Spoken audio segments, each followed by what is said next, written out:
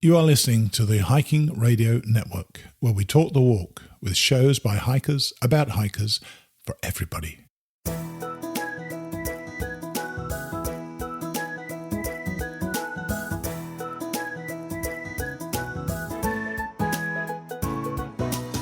Mighty Blue on the Appalachian Trail, the ultimate midlife crisis. Join Steve and his guests every week as he staggers from Georgia to Maine.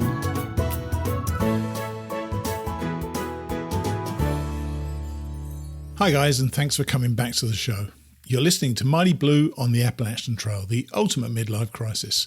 I'm Mighty Blue, or Steve Adams. Thank you for keeping me company in this COVID-19 era. It's a spooky old time right now, and recording these shows have really kept me sane in this time of self-distancing, where I end up being a bloody hermit for 99% of my time. So chatting with my guests, and with you, helps me cut down on my binge watching of The Walking Dead. Because, of course, watching the world fall apart and having zombies is so the right way to cope with our lives right now. This week, our main guest is Melissa Goodwin, a licensed outdoor guide and photographer and the founder of Girl Gotta Hike. I'll let Melissa tell you herself what that's all about. She hiked the AT with her dad in 2011, and as you'll hear, that is a story that made us both laugh a lot. I actually met her at a podcasting conference in early March, one of the last mass gatherings allowed, and somebody knew that we were both hikers and connected us. Melissa will be along soon. As you know, with the COVID-19 stuff uppermost in our minds, I've been allocating the middle section of the show to talking about it in some way or other that may be relevant to hikers. However, I'd already decided this week not to add something about it, as I didn't really have anything valuable to add to what had already been said. But then I saw a post on Facebook from Miss Janet, the ultimate trail angel. So I asked her to pop onto a call with me. We had several recording difficulties, and frankly, recording still isn't up to my normal standard. But I felt that a contribution to the subject was really valuable, so I've added it and tried to edit it as best I could. I hope that you find it worthy of inclusion.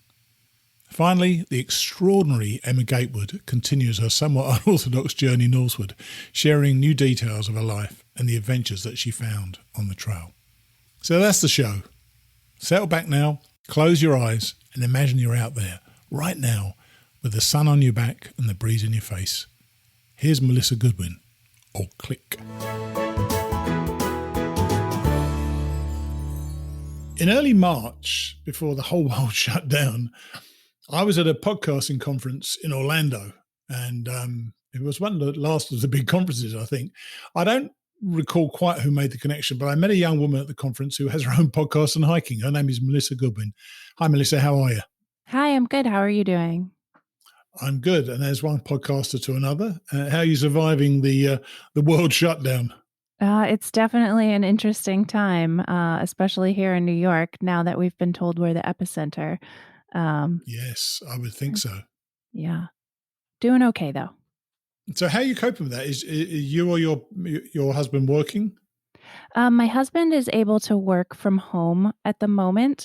He works in the art business, so kind of the art world is coming to a grinding halt. But for now, he's able to work from home. And as a freelance photographer, which is what I do when I'm not leading hikes, everything is on hold. So hikes are on hold and photography work is on hold. But I have a lot of projects to catch up on at home, so I'm trying to take advantage of that.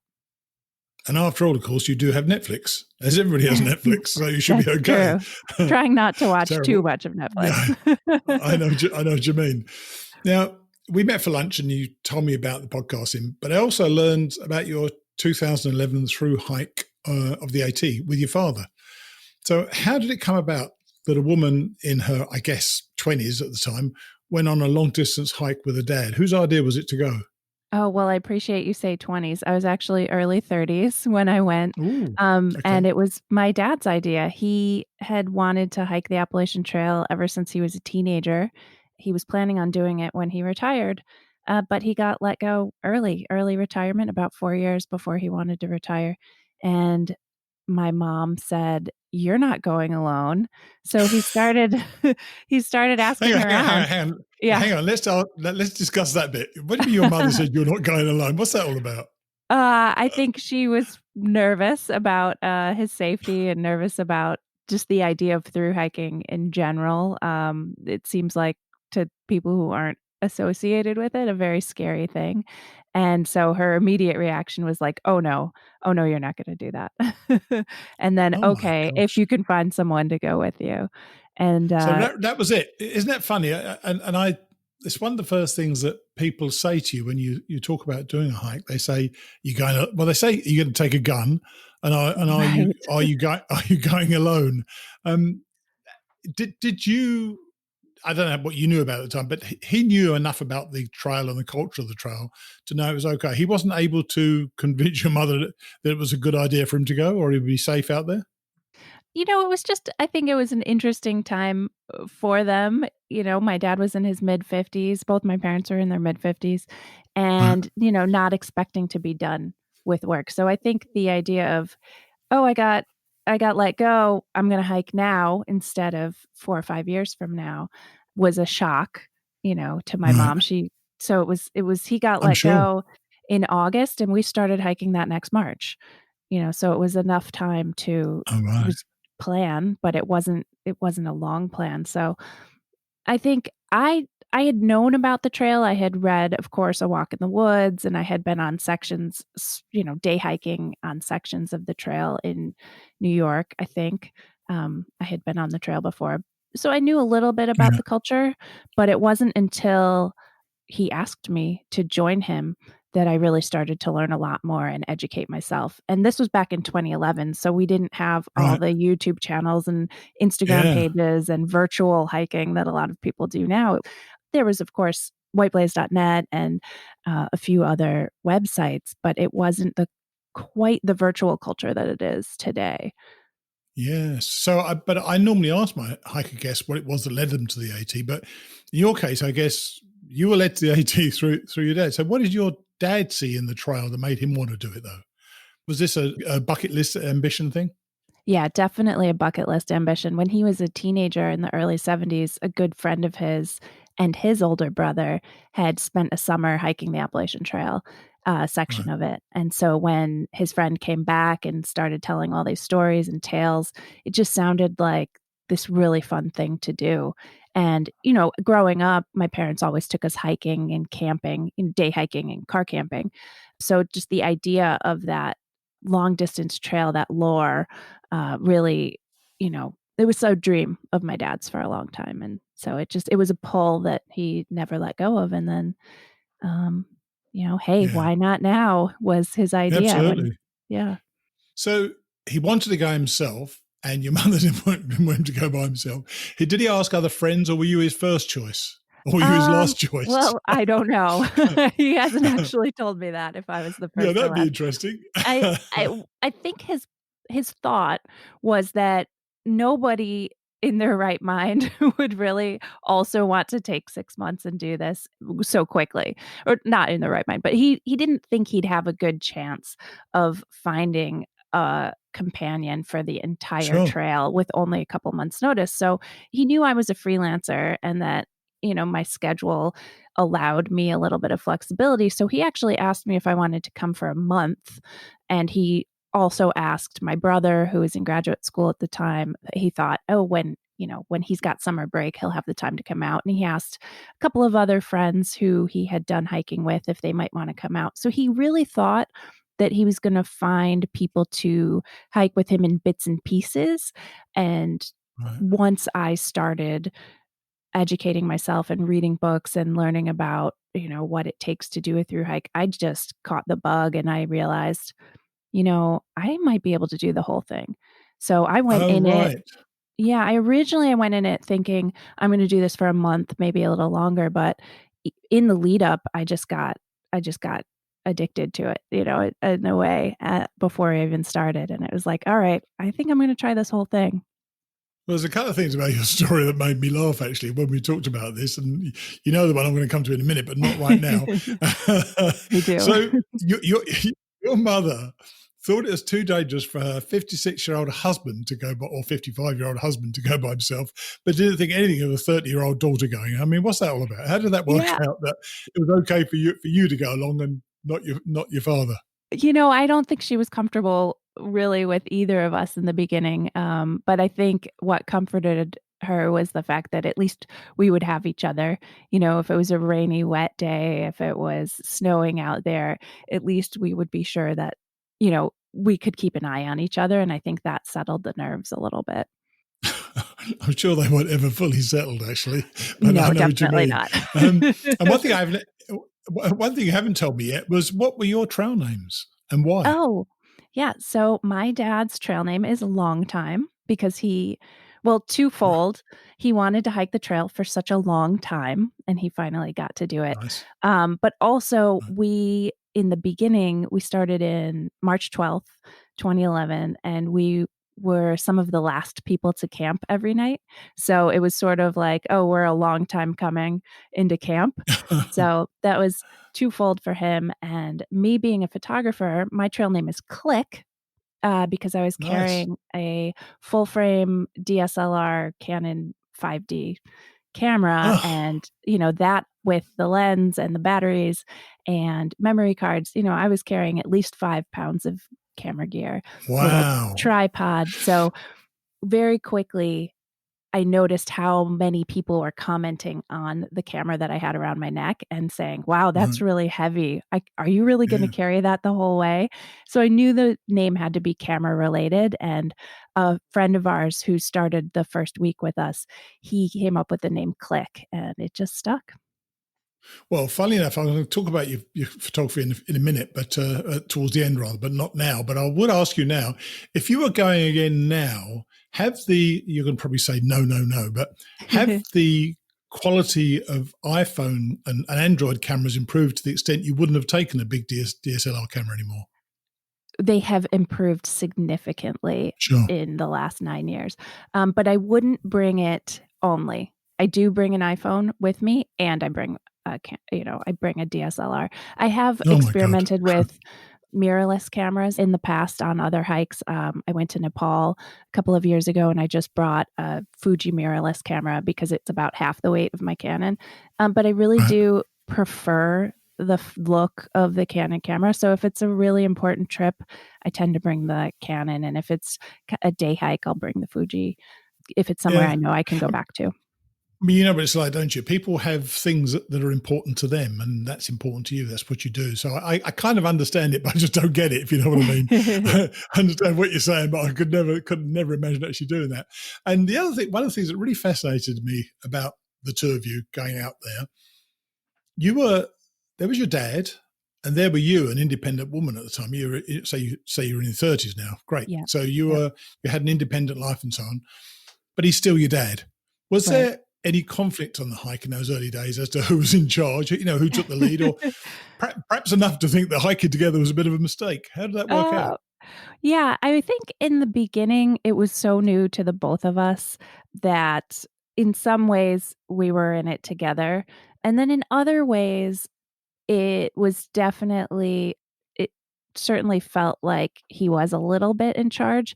We had this idea ahead of time after having read AWOL on the Appalachian Trail. The both of us had read that book, and he did an average of, 18 miles a day or something like that. So we thought, well, that sounds pretty normal. Like, we can start off with 18 miles a day. Well done. Or we can start off with 15. And we had it. You do understand the concept of averages, don't you? Yeah, well, we certainly learned that pretty quickly. But we had this start date in mind, and then we had an ideal end date in mind. Okay, we're going to start in early March. We'd like to end around August, mid-August. I actually that same year was getting married in early October. So we had to get home before I was to walk down the aisle. So, August, 2-month buffer seemed like a good plan. And very quickly we realized that, or I realized anyway, that we weren't going to be able to keep up with that pace. My dad had done as he was retired in the lead up to our hike, he had done a lot of planning. We did a lot of mail drops. Well, I would say we did about half mail drops. So he was planning our resupply. He had gone out, to Sam's Club and bought a lot of food and kind of did all these pre-packaging and kind of looked at the whole looked at the whole trail and said, okay, where are we going to be near towns? Where's a good place to send supplies? So he had done a lot of that legwork ahead of time while I was busy working and trying to save up money, before I left for 6 months, Sure. especially right before my wedding, trying to save everything that I could. Yeah, there's a bit of a So conflict there, I should think, as well. You're trying to save for a wedding, and a hike isn't a through hike is not cheap, is it? No. I mean, I think we did a pretty good job, because we were a duo. There were ways that buying food, we could actually save some money. We could Sure, buy some sure. larger packages of things and then just split that between us instead of buying only single serve items. So in some ways, I think that was a benefit. And then in other ways, when we were also trying to save money and we didn't know if we'd be able to actually complete an entire through hike. We kind of looked at the gear we had and it was like, well, I have a 2-person tent with 2 vestibules. So let's share a tent. And that was, as you know, that was the thing that really cracked me up. You, a woman in her 30s, as it turns out, shared a tent with her father. Oh yeah. my God. Yeah, I know. That must have been difficult. Why on earth did that seem a good idea at the time? I think it just seemed like the practical thing at the moment. Neither of us had done a backpacking trip before, even though I grew up hiking and camping, and I just hadn't done a day-to-day hike, and neither had my dad. So we didn't know if we were going to want to spend a whole lot of money on this thing that in a month's time we might end up hating. So we Yeah. kind of, and also because we were sharing gear, we could get away with slightly heavier gear. So, at the time we had what is it? An MSR water pump that weighed a Right. pound. But All right. but we already had it, and there's 2 of us. So if somebody carries the water pump and somebody carries the stove, and I carried the fly and he carried the tent body, we could kind of split up the gear that is traditionally a little heavier. It was lightweight camping gear, but it wasn't backpacking gear per se. But we were able to keep our base weights low enough. I mean, my being 35 pounds or whatever at the time, my gear's a lot lighter now, but it just seemed like a good idea at the time, so that we wouldn't have to buy a lot of stuff.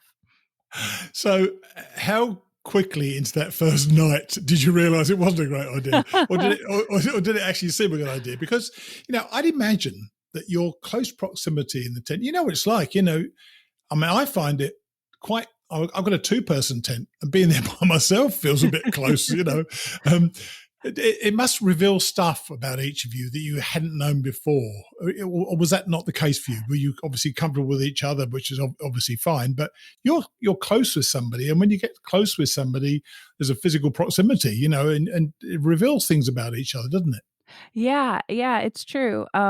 Well, a couple things I had known but forgotten was that I needed to wear earplugs to mitigate my dad's snoring. That I learned right away.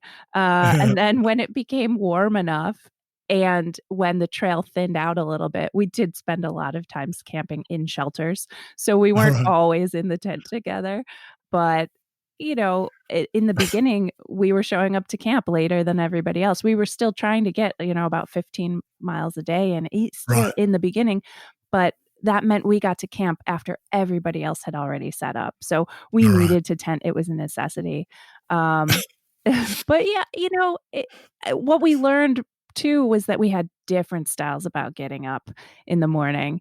Sure. Someone was older and then had to get up and pee at 4 o'clock in the morning. He wasn't always That's able to. exactly where I was going next. How'd that work out for you? Yeah.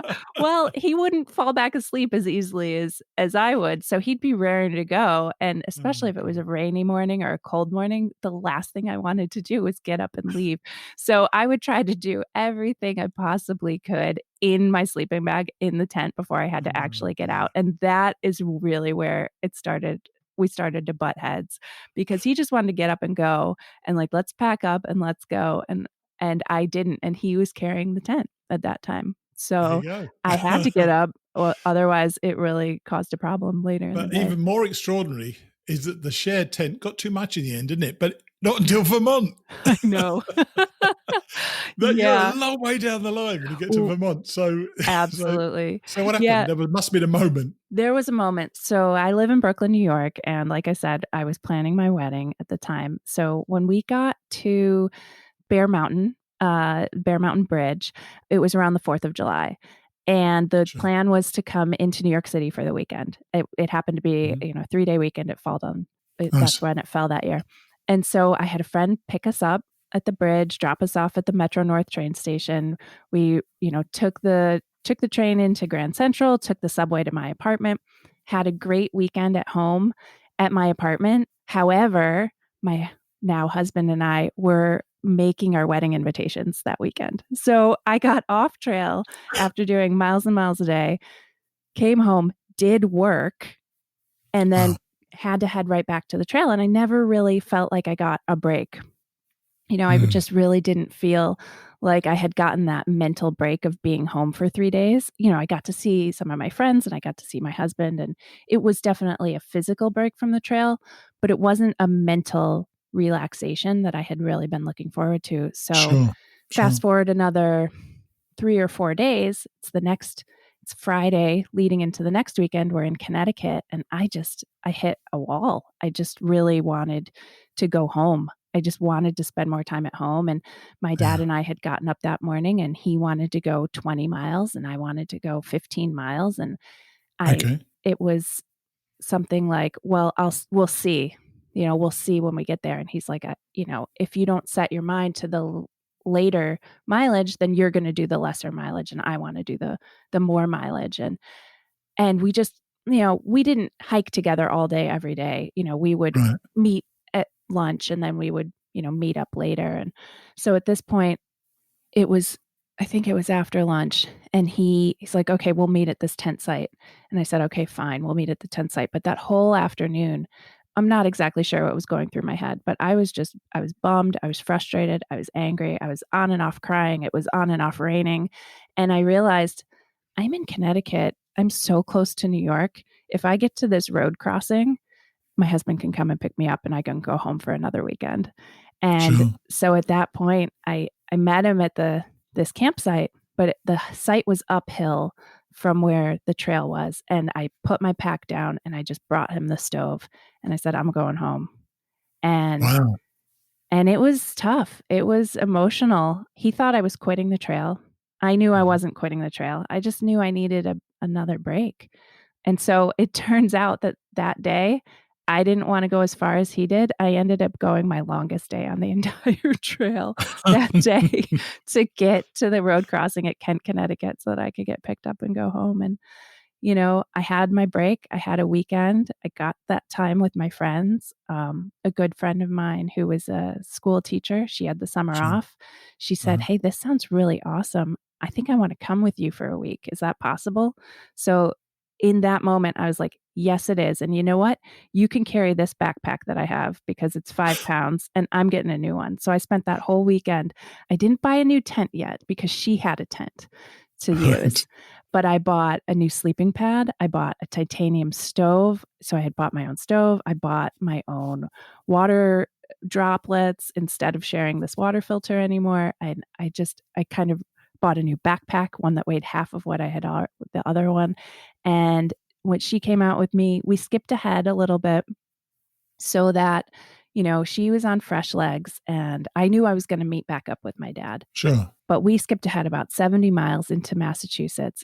And so my friend and I hiked about 60 miles in 6 days up to Bennington. So we hiked from Lee, Massachusetts to Bennington, Vermont. And I got to spend, do about 12-mile days and shorter mile days and hang out with my friend and, still get to enjoy the experience, still get to enjoy the summer, show the trail off to somebody that had been following along on my blog, have this time away from my dad.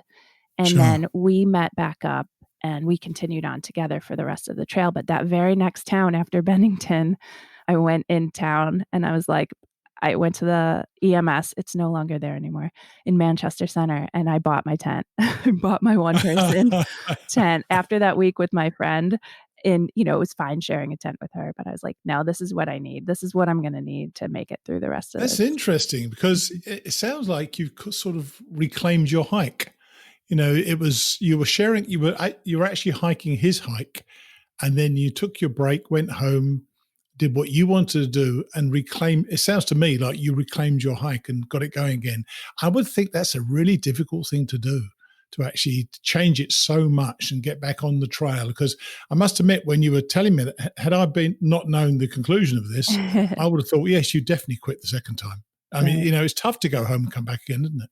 It is, yeah. I knew I had been so far into the journey already, though. I think that was Sure. something my Sure. dad and I share, is Yeah. that commitment to finishing. It was like, this Right. might be our only shot at doing this. When else in my life I was, about Yeah, to get definitely. married, and, when Yeah. else am I gonna do this? Yeah. But I did notice on both my hikes actually that family units like mother and daughter or father and son or brother and brother, whatever, tended to stick with each other and at many times to the exclusion of others. Is that what happened with you and your dad in some ways, or did you soon get involved in a tramily? We definitely we didn't stick to each other in the way that we weren't hanging around other hikers at all, but we Right. didn't go with the flow of other hikers who would hike 30-mile days and then spend 3 days in town. We were actually really pretty consistent about our mileage, and that, Right. we were really pretty average, and we would end up meeting with the same hikers over and over and over again in that Right. leapfrog kind of way, is that they'd stay in town, you know, we'd keep going, they'd pass us, then they'd stay in town, then we'd meet up again, and then Yeah, it's not the same though, is it? There is a definite, to me, from my observations, definite difference between being with a friend, even, but as opposed to being with a relation, somebody yeah, who you are committed to, either through love or blood or whatever. right. I think that's a different thing, and I don't think I would necessarily like to do it that way either, personally, because there's a big commitment to the other one. It is, and it was for me, it was my hike and it was his hike, but it was our hike. I wouldn't have been out on the trail if he hadn't asked me to go. So the times where he felt I was maybe being a little selfish with it, at first I wanted to reject that idea of, Sure. "This is my hike too, hike your own hike, I can only go as many miles as I can go." But Mm. then I also had to recognize, and on my clearer days, I would recognize where he was coming from, and that this was a big Right. change for him too. He had just worked for 30 years, and he was Yeah. used to Yeah. this regiment, and he felt like he had to go on this trail when he could, because he might never get the opportunity again. His arthritis might get Sure. worse, or, Sure. their financial situation might have changed. So I had to put that in check sometimes and realize that I Yeah. wouldn't have been out there without him. But it is very hard, and I think with family, you can also be hard on each other. I think you're testing everything in your familial relationships when you do that sort of thing. And good for you for doing it. But the two of you just stuck 2,000, most of the 2,000 miles together is amazing. And Yeah. because it hadn't always been a desire of yours to hike the AT, and because social media wasn't the all-encompassing ubiquity that it is today, what did you imagine the trail was going to be like, and how different was it once you got on the trail? I had read a couple of books, those paper You things said that A1. Yeah, open. you said A1. Yeah, oh, It that what they are. yeah, not even on a Kindle. Like, I actually Wow, how read about that? read books, and I got books You out of fold the down library. corners. Yeah. Yeah. Got books out of the library, anything that I could find. Yeah. And I found a couple of helpful books that gave me the idea of what the day-to-day journey might Sure. be like, and then I found a couple of books that talked about, the history of the Appalachian Trail and how Right. it was, what it was originally intended to be as this respite from city life, back in the early 1900s when the cities were so crowded that people need to escape. I mean, I definitely resonated with me living in New York and really wanting that time to separate and to get away from the grind. It was really appealing to me. So, of course, I didn't know what my body was going to do day to day to day, but I had a pretty good idea that I wanted it to be something significantly different from my day to day life. Right. But had you known how tough it was going to be, because it wasn't your lifelong goal, do you think you would have agreed to go? Um, I I'm not sure. I'm definitely I yes, actually, let me say yes. I think I would have agreed to go because it is such a journey that so many people don't get to take in their lives. I mean, what I kept Sure. finding any road crossing or state park or national park when I'd run into other people who would say, "Oh, I've always wanted to hike the AT," or, "Oh, Yes. it's something I'd love to do every day." I just kept trying to tell people, "You can." Like, you Oh, just have yeah. to set your mind to it. You just have to put yourself in the position.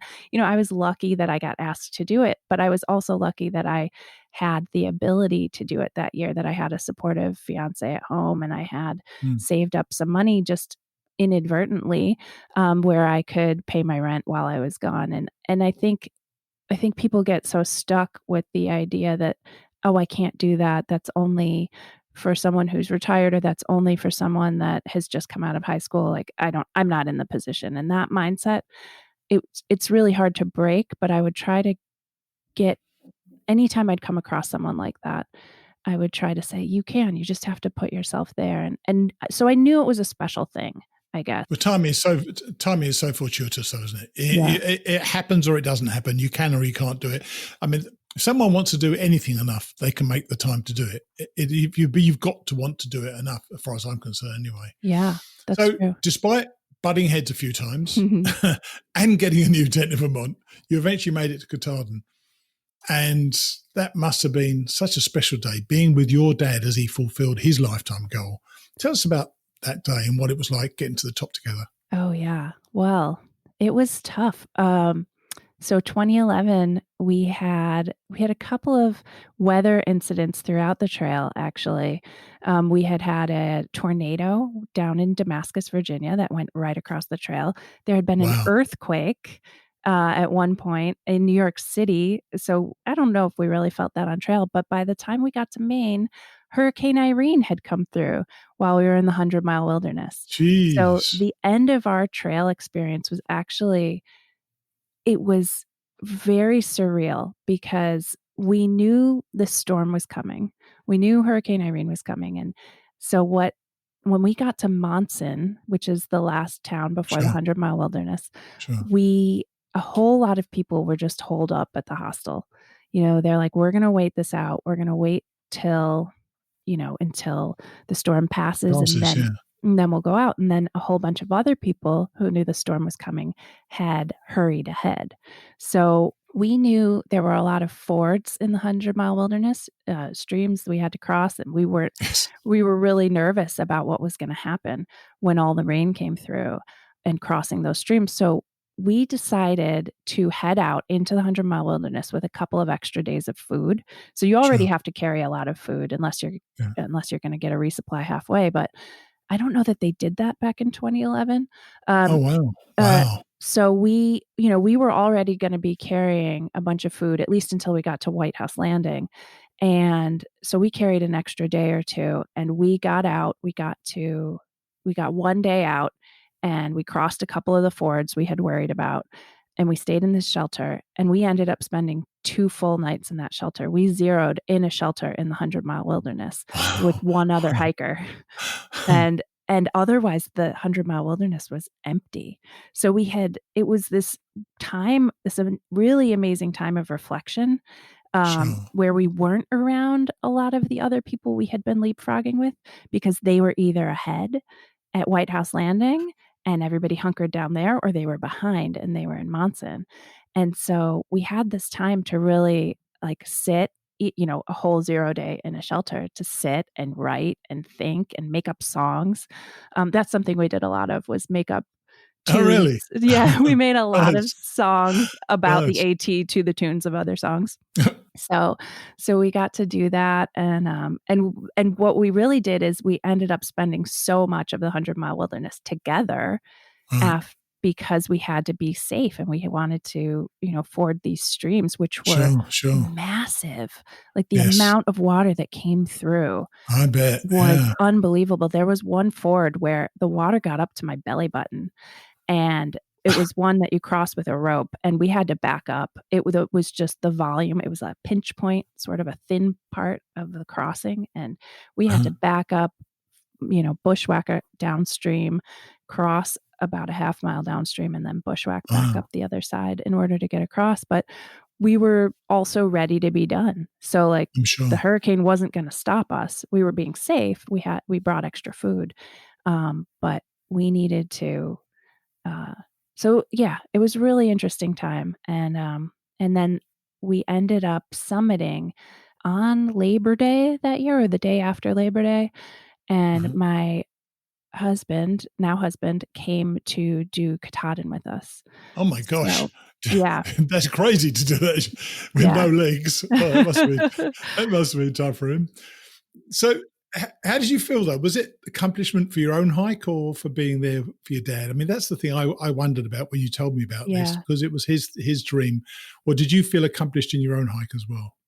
I certainly felt accomplished in my own hike. It was something I didn't know if I was going to be capable of doing physically or mentally. And so, realizing that I was able to get through that was really incredible, but also to see him on the top of Katahdin. And we had a bad weather day. We didn't see a thing. I've since been back to Katahdin.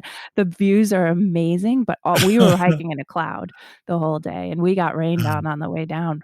But, but to just see him at the top at the sign, and, his tears were flowing, and it really, it really made me proud that we were able to manage to finish the trail together. And, another funny thing you told me about was when you got back, you went to Trail Days at some stage, you put a presentation together. I forgot what the title exactly was. It was something like how to hike with your father and not kill him, or something like that. How to thru-hike the Appalachian Trail with a family member and not kill each other.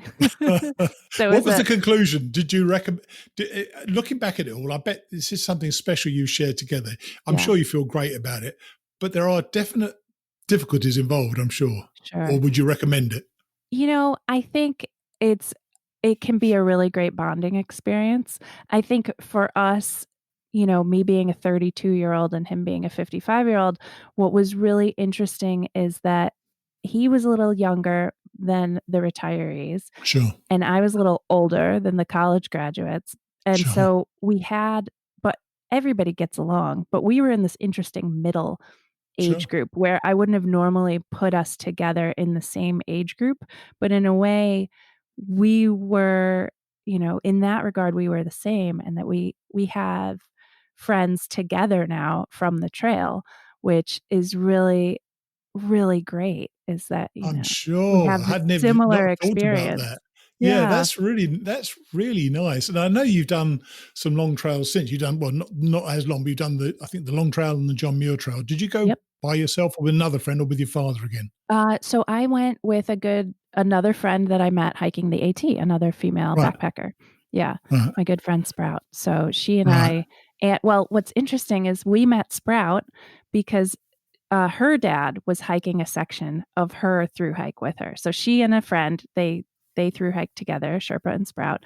But then Sprout's dad came on in the Smokies at the same time we were. So we kind of had that bond. It was like, oh, look, another father and daughter. Nice. He was hiking a section, and he's been hiking sections for a long time. But that's separate tents. Yeah. Well, Sprout and her trail friend, her trail partner she was hiking with, they shared a tent, but they also spent a lot of time in shelters too. I think anyone who's sharing a tent likes the shelter time. And then you started out of New York, Girl Gotta Hike, a couple of years ago. What's the purpose? What's the thrust behind Girl Gotta Hike? Mostly it was a way for me to continue the community of thru hiking. A lot of New Yorkers don't get the chance to get out and do a 6-month hike, but we do have mountains around us. We do have, an hour outside of the city, great places to hike in the Hudson Valley and the Catskills. And it's such a mental break to be able to get outside and to get on trail that I realized how much I missed that about long distance hiking. And I had throughout the years done some things to stay connected with the AT community by going to trail days and doing talks and selling some of my photography from the trail, some of my landscape work. And it was really what I realized was the connection with the other hikers that I loved the most. And some of my friends like hiking, but they don't like hiking all the time. My husband likes hiking, but he doesn't like hiking all the time. So it was a way for me to really establish a community of other people to get out there. And a lot of the support I've been able to give is to other female friends when they wanted to get out, but they didn't know where to go. So it kind of started organically as a friend group of women who were getting out, and I would pick the trails and I would pick the destination, and I would, what do you guys want this week? You want a waterfall? Do you want a view? And so that became such a fun thing that I decided to bring that to a wider audience. And it's like, well, if my friends don't know what shoes to wear, I'm sure that other women in New York don't know what to wear either. And I can be an asset to them. I can answer their questions and I can help them get outside. So that's how Girl Gotta Hike was born, because I've got to hike. That's kind of the impetus is kind of the name. Is a natural extension of that, is it? Yeah. Also called Girl Gotta Hike, isn't it? Girl Gotta Hike, the podcast. Yep. And I speak with other women in the outdoors. Now, I want to end, because this is a very personal thing for me, I want to end by going back to the top of Katahdin. And this, you may give a terrible answer to this, so I apologize in advance if it's no good. I lost both of my parents many years ago, and I've only experienced my hiking adventures since they died. And I think you're incredibly lucky to have had that crowning moment with your dad, because I would give so much to have shared such a moment with either or both of my parents, or indeed my brother, who also died before I started hiking. Do you remember what you said to him that day and what he said to you?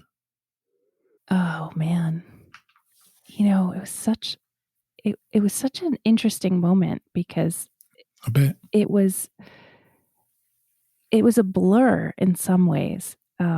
Because how do you sum up 2,000 miles in nearly 6 months in one day of hiking, and also that day to be a rainy day, and we had to kind of hurry up and get back down. Sure. But I think any of the tensions that we had, which ebbed and flowed throughout the hike, were all forgiven at that point. Yeah, we hugged each other, and I think we agreed that we wouldn't have wanted to do it with anyone else. And I think throughout the journey, so many people we ran into actually had a similar sentiment to yours, is that I would have loved to have done this with my dad, or I would have loved to do this with my family, that we knew it was something special, even in the times when we didn't necessarily want to see each other for a few hours. I get that concept entirely. We still knew it was going to be a really great thing to have done together. And I am, as the years go on, I'm certainly more grateful for that. And thankfully, we have been able to continue hiking together. Sure. I'm sure you got a bunch of great pictures as well, which is even better. Oh, yeah. You've got a record of it. You've shared that experience with him. I just, as I say, I'm probably more envious of your experience than any other person I've spoken to on this show, because of that very reason that you shared it with your dad.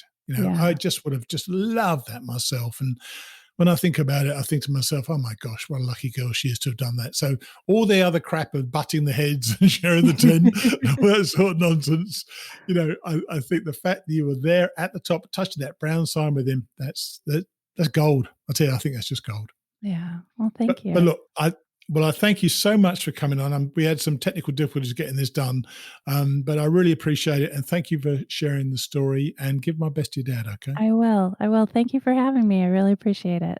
Okay, take it easy. All right, you too. Bye. As you can doubtless tell, I found Melissa's story to be hilarious on several fronts, but I still think that sharing that moment with her dad must have been one of the greatest memories that she'll ever have. If this virus has taught us anything, it simply must be that human interaction, the pure, physical, face-to-face, tactile relationship, is one of the most powerful and one of the most important values that we all have as people. I miss it much more than I can tell you. I really hope that we don't lose that when this settles down. I can't imagine in a whole range of ways that life will ever be the same as it was again. Melissa's Girl Got a Hike is a great little organisation, and I highly recommend you check it out. The various links that she shared will be in the show notes. Now, Miss Janet. Janet Hensley is a shrewdly observant trail angel who always has the trail and its hikers at heart. And when I saw her Facebook post this week, I knew I wanted to chat with her. Happily, she could talk. But unhappily, the recording and the software I was forced to use, and I can't go into it, didn't work out quite as well as I'd like. That said, Miss Janet was her normal, helpful self, so I feel that it's important to add a voice to the current situation out there on the trail. Here's Miss Janet.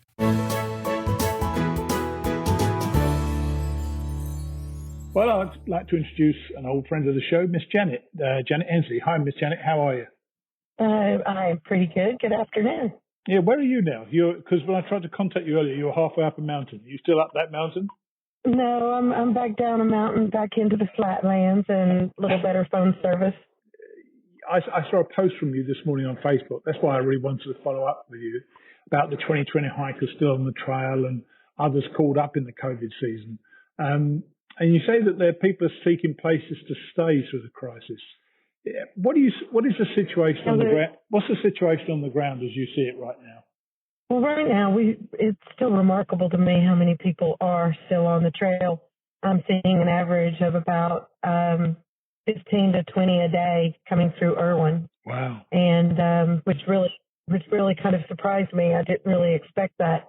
I know that there have been some kind of artificial grouping because of having to settle around the Smokies. Sure. And a lot of those people are, have kind of ganged up together. And definitely they are hiking in larger groups than I'm comfortable with. Right. They're certainly socializing in much larger groups than I'm comfortable with. There doesn't seem to be a lot of concern among the hikers on the trail about the COVID-19 virus and the coronavirus at all. Have you seen many people have to come off the trail because of getting the virus or not? No, I haven't seen anyone come off because they were sick or anyone that thinks that they have been sick. So, it doesn't seem to actually be a problem of it being on the trail and passing from hiker to hiker or anything like that. It's certainly not noro for us. It seems to be in a lot of more habitated, the population is a little larger. Definitely Georgia, Florida, the big cities in the South are more of a concern. Right.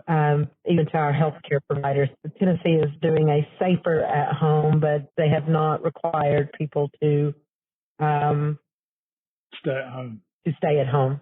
No. And so many people seem to be very divided about this, especially Facebook has been a nightmare of this, and we've talked about this on the show before. But what are the issues as far as you can see?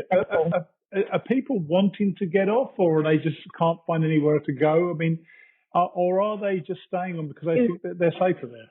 There are so many incredible stories. But people are very reluctant to talk about their stories because they have been attacked on Facebook. Yeah. If they've even, asked for help, they've been attacked, and some of them privately been attacked. What I'm finding is that this is the year that most hikers have dropped off of social media completely. So the hikers that we're actually trying to help and trying to reach and giving them current information, they're not getting it. So, the people on Facebook that are virulently, preaching one side or the other. And I'm Switzerland here. I'm trying to play as neutral as I possibly can, while at the same time giving out the most current information that I have access to and encouraging people to make their exit strategies if at all possible. But Mighty Blue, some of the stories are heartbreaking. I had a cadre of older gentlemen that I was talking to earlier, and these were people well into their 70s. Wow. Hiking the AT, and they feel like going home is a death sentence because they would be going back home to where the contagion is a very real, every minute of the day battle that they're going to have to fight. They're going home to New York where they already have family members ill. And they have no desire to put themselves in further danger by by going back into that situation. Then how do they justify then getting their, or how do they get their logistics, get their resupply? Well, most towns are still open regardless of, a lot of the fear mongering. The grocery stores are all open. Walmarts are all open. Convenience stores are all open. It's more like hiking, and it will become more like hiking in the 80s and 90s. The two things that I'm concerned about as kind of the trail mom out here is no one's prepared to hike in the way that people hiked in the 80s and 90s because their packs won't carry 10 days, 2 weeks worth of food. No. They are kind of held to a standard that, has developed through the lightweight hiking campaigns till, they're having to resupply every third or fourth day just because their packs are not physically capable of handling an extra 15 pounds. Right. So that has been a concern because we don't know. There are changes every day. There are changes sometimes twice a day. We have changes in some of the areas that are along the Appalachian Trail in, what they are requiring of their community and what they're asking of people, visiting their communities. What would you do, though, as if you're a benevolent dictator? What do you see as a solution to this? Or is there no solution? Or is simply the solution to get off the trail now? Or is the solution dependent upon what stage of your hike you're at? I mean, what do you see as the solution? I think that that's a multifaceted answer as much as the questions. There's a different answer in almost every case.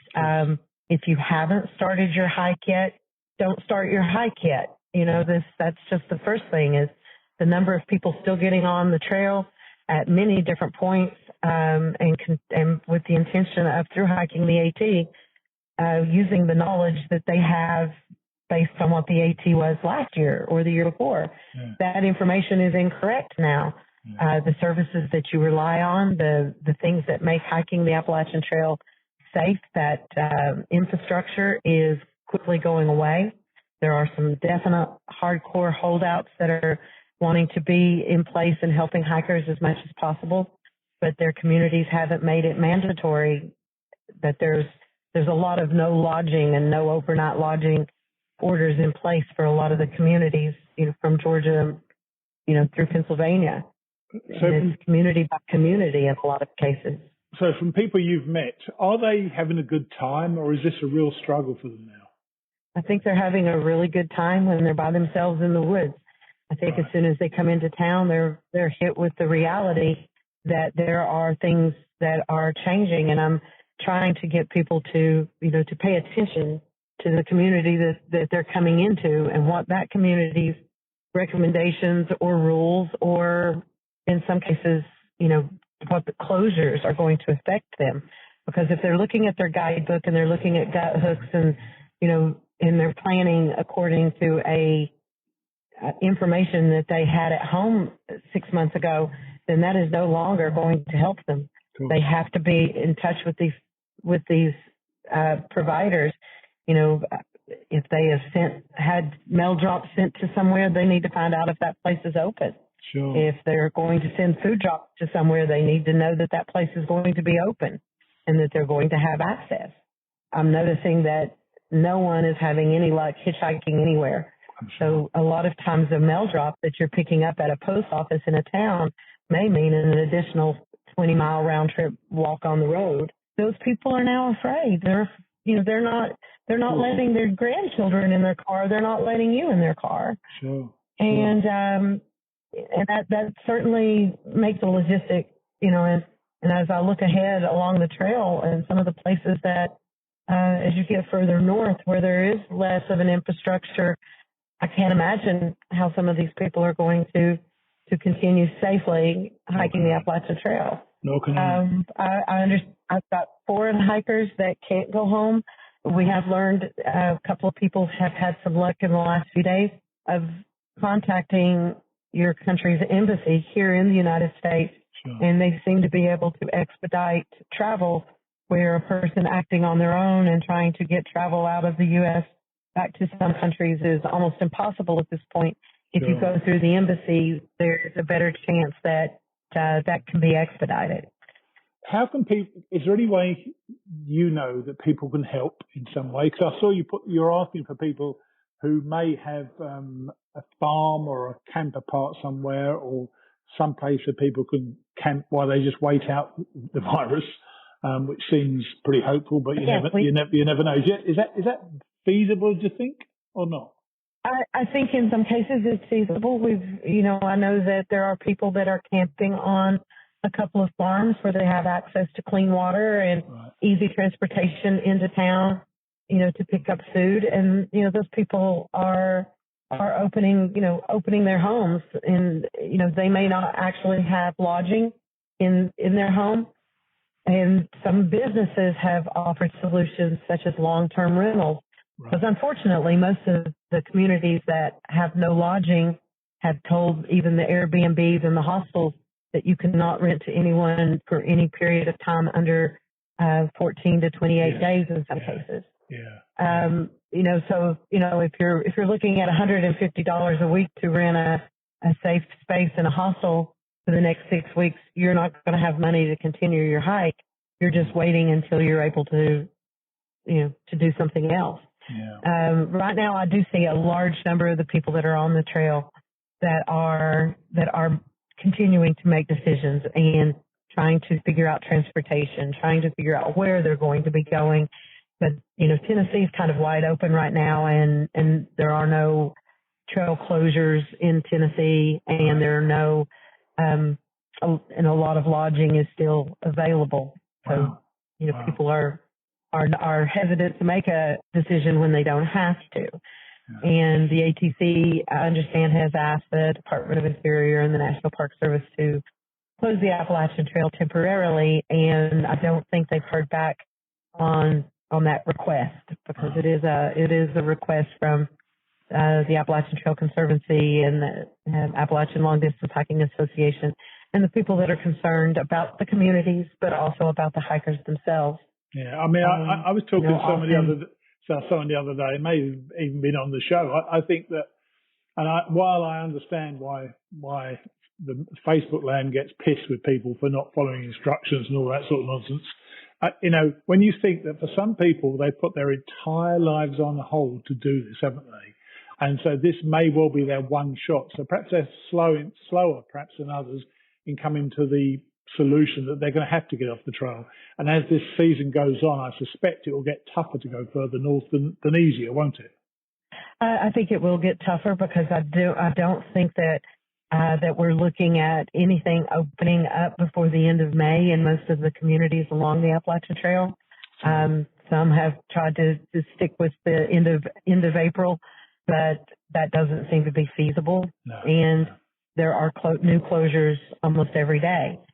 So those people are pushing the envelope of making a decision, but there are some people that honestly have no choices.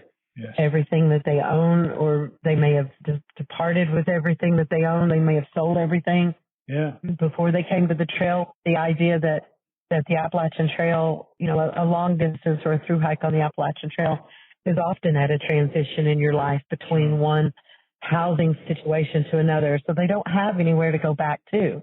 And then you have people that are reluctant to rent to people on any kind of a temporary basis. Except, we are getting a few people that have offered space at a fair rate, for longer stays in some places. But again, that rate is not affordable to a thru hiker, for a long-term situation. And, a lot the ones that are really hurting me are the ones that are so virulently, callously not considerate of the communities that they're coming into at all. And they're very, very loudly and obstinately talking about they are going to hike no matter what. They're going to, it's their right to their pursuit of happiness, that no one can tell them that they're not going to hike, and that they're just going to night hike around blockades, and they're just going to have to be shot if anybody wants to stop them. And these are conversations that I've had in the last few days, with a small virulent group of people. But like I said, the biggest concerns that I'm seeing are still large numbers of hikers, and I'm talking, more than 3 hiking together in a group and going in and getting hotel rooms in a group and, wanting a shuttle for 8 people in a vehicle that you cannot distance yourself at all in any safe manner. You're laying on top of each other. And I'm not allowing that, and I'm not offering that as a service at this time. Sure. I've mostly been trying to resupply people at trailheads with necessities so that they can make the decision of not going into that trail community. Unfortunately, I can't be more than one place at a time. And I'm seeing, 2 or 3 or 4 hikers a day, and I'm not being taken up on that offer. Most are, no, we got to go into town. We got to charge our phone. We got to get a shower. We've got to do laundry. And even though you're telling them that those services are going to get harder and harder to come by, they don't seem to wrap their brain around that. It doesn't fit their plans for hiking the Appalachian Trail. So until something definitive happens that makes them understand that they are not going to be able to do that, they're going to continue to try to hike that way. How many people do you think are still on the trail, Miss Janet? Do you have any idea? I think that there are several hundred still on the trail. I know that I sat and exhaustively made phone calls from Georgia all the way to Virginia one day, like day before yesterday. Neal's Gap in Georgia was still seeing 3 or 4 hikers every day. So they are still starting, are they? They are still, people are still starting. People are still coming here from South Florida. They're coming from New York, New Jersey. They're coming from California. They're coming from the hottest spots in some cases to start the Appalachian Trail where they could have been actively infected, and they're not considering that as part of their plan. And I think that's just irresponsible. But they are determined to do their hike because that's what they planned on doing. And it's hard, but the ones that have started in the last 3 weeks, they could have made another choice and stayed in the circumstances that they were in longer. They did not have to start the trail.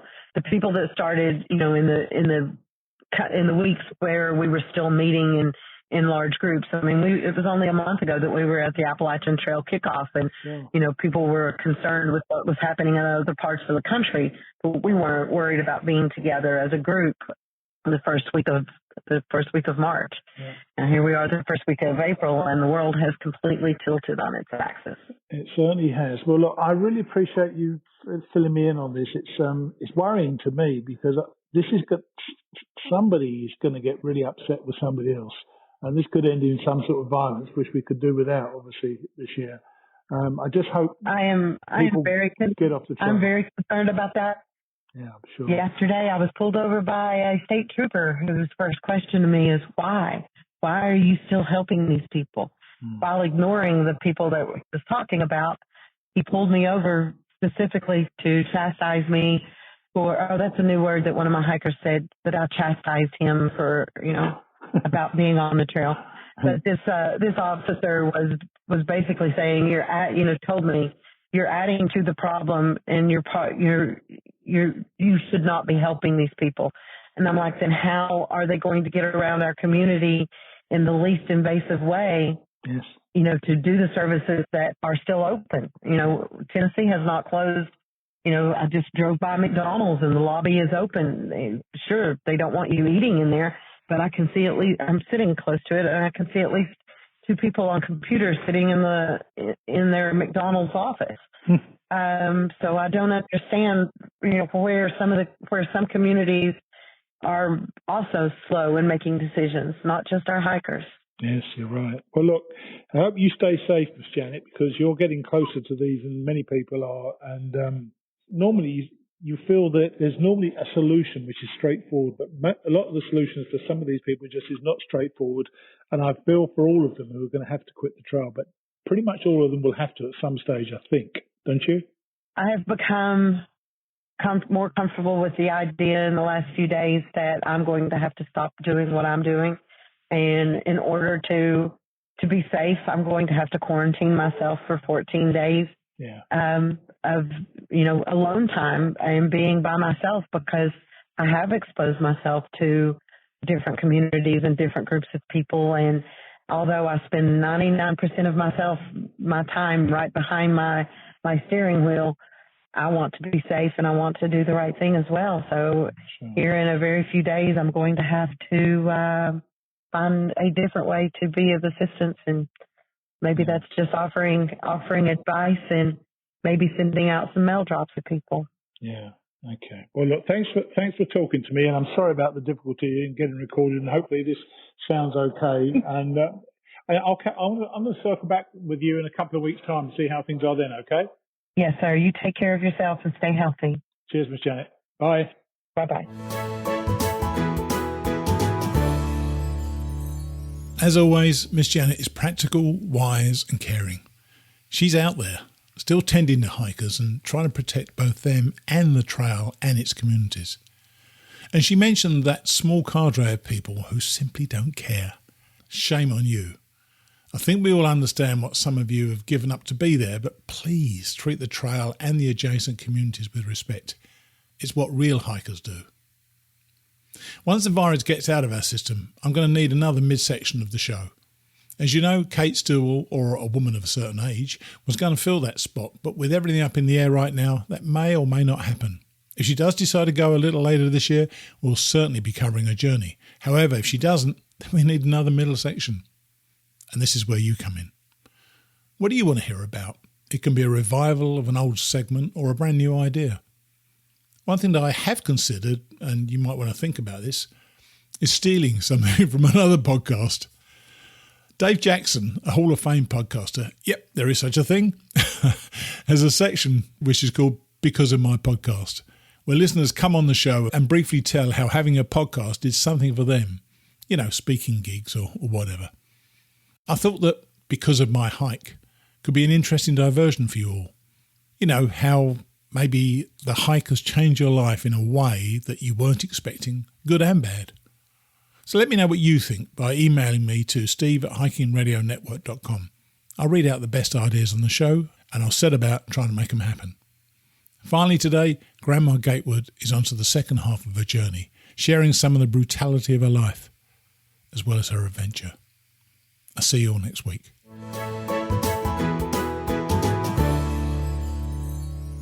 Chapter 7, Lady Tramp, July the 6th to the 15th, 1955. She could not find the trail. Someone had told her it ran through Harper's Ferry, so she followed a road out of Sandy Hook, Maryland, and crossed the Potomac River on a railroad bridge into town. She saw old trail blazes on telephone poles near St. Peter's Roman Catholic Church, but no trail. She hiked up to a cliff looking for signs until evening, when she came back into Sandy Hook. A man there told her the trail had been rerouted, and she set off in the other direction, along the Chesapeake and Ohio Canal, making it to Weatherton, just 2 miles away by nightfall. She hiked through Washington Monument State Park the next day, where the first monument to George Washington was built in 1827, and where, in the evening, she met a fire warden who invited her to sleep on a cot in his living room. He called the newspaper in Boonesboro and put Emma on the phone, and here she sat for the third time in 17 days, answering questions she never intended to answer. It wasn't that they bothered her, but she didn't fully comprehend what the fuss was about. The next day, as she tramped through Penmar Park and toward the Mason-Dixon line, a brief dispatch from the AP was rolling off newspaper presses and being banded and loaded into bags and milk crates and onto the bicycles of boys and girls who would sling them onto the lawns and porches of hundreds of thousands of homes across the country. And as Emma hunkered down that night in a lean-to, Americans far and wide were reading the details of the long, lonely, improbable walk of a complete stranger. Boonesboro, Maryland, July the 8th, AP. After 66 days and nearly 1,000 miles, Mrs. Emma Gatewood is still pretty determined to become the first woman ever to hike the 2,050-mile Appalachian Trail alone, even if she is 67. The Gallipolis, Ohio, mother of 11 and grandmother of 23, emphasized this yesterday as she paused at the nearby Washington Monument State Park. At the rate she's going, Grandma Emma should make it to Mount Cotard, Maine, sometime in September. She left the Mount Oglethorpe, Georgia starting point May the 3rd. Lugging a pack of about 35 pounds and spending the nights in a sleeping bag or some of the lean-to shelters along the way, she has worn out 2 pairs of shoes, but none of her enthusiasm. I'm a great lover of the outdoors, she explained. They got most of it right. The pack was lighter than 35 pounds and she wasn't carrying a sleeping bag. And the way the hike was going, she'd be lucky to make it to Mount Katahdin by September if she made it at all. The hardest part of the trail was ahead of her. Her celebrity was rising. More and more folks wanted her to stop and chat, not to mention the unpredictable weather. In the northwest, the summer of 1955 was shaping up to be the coldest and soggiest in years. Hay was mildewing in fields and strawberries had been stunted. But Chicago was on pace to have the hottest July on record since 1871, the year before the Great Fire. Drought plagued much of the Northeast. New York had put in an appeal to the federal government for drought aid. Meanwhile, Texas was so wet the farmers had stopped talking of pulling out of the Dust Bowl.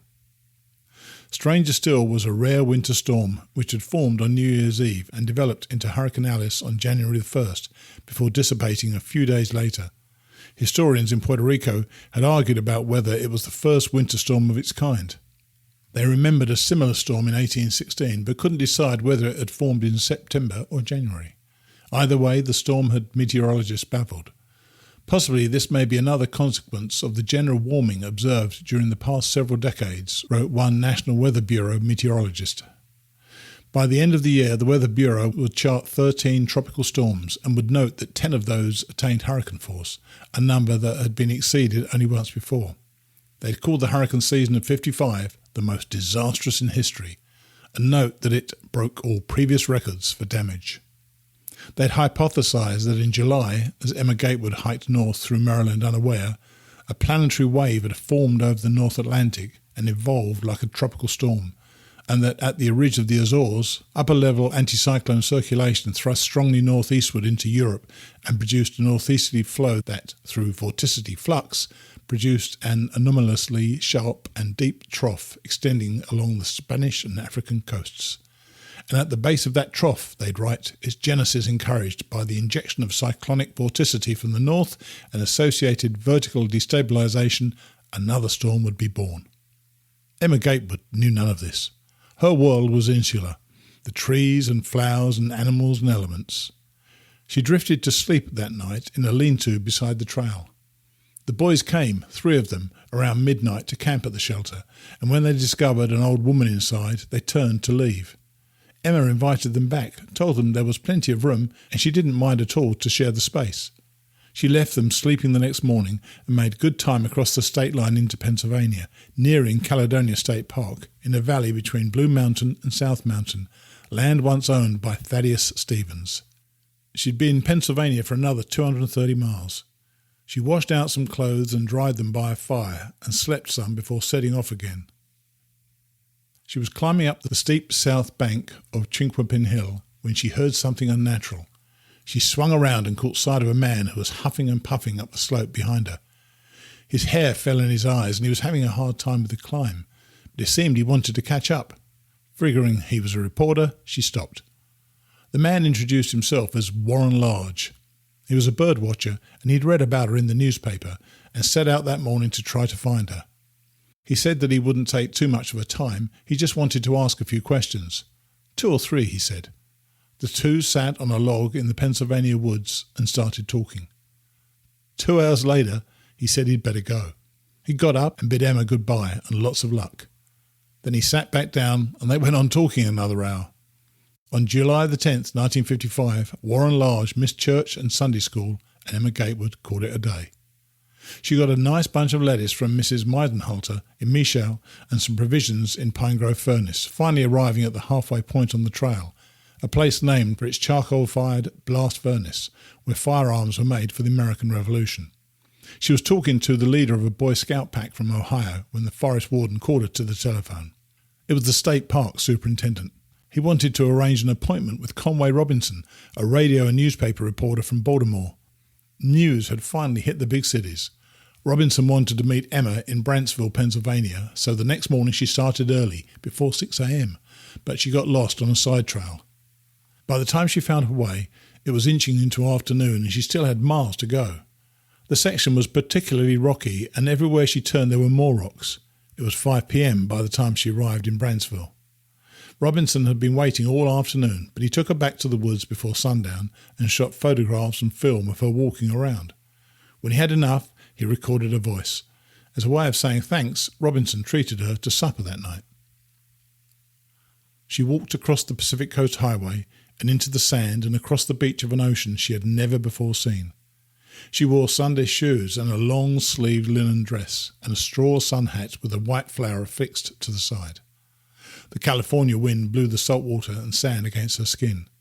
A group of boys in full-length bathing suits splashed in the surf. The year was 1937. She stared at the ocean and beheld its simple beauty. So far from home, she wondered about her daughters. She had slipped away to come west, a journey most of her family had made years before. Her mother and a brother were in California, and a sister had a place in Santa Ana and an extra bed. She had relayed that it would be no bother to have a house guest until things settled down in Gallia County. Emma enjoyed catching up, and her mother offered warm sympathies for her struggles back home. But the sadness of leaving her children had left Emma heartbroken. She couldn't have afforded to make it here with them, and she knew that PC wouldn't treat them like he had treated her. She'd moved to California once before, bringing Louise, an infant, after a brutal beating, but it was temporary. She stayed for nearly a year, then moved back to Ohio when PC promised things would change. This time was different. She wasn't sure she'd ever go back.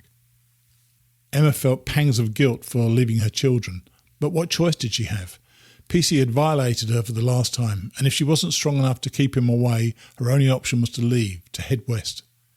On November the 18th, 1937, she wrote to her daughters and tucked the 2-page letter into an envelope with no return address. Dear Louise and Lucy, I've wanted to write to you all the time, but did not want your dad to know where I was. He is the worst nightmare I ever heard of. I wish to the great I Am he would leave me alone. I do not want him around, and he just might as well give up. Yesterday he wired me a large bunch of mums, and not wanting to look at them, I immediately took them to the cemetery and put them on father's and Myrta's graves. I will bet you could use a new dress, shoes, or coat. I cannot possibly ever think of coming back while he is there, and there is not any use for him to keep pestering me. I try not to think of you and all the things I could and would love to do for you. We'll just live in hopes things will change so that I can be with you sometime. You be patient and good so that you will not cause so much misery as your dad has.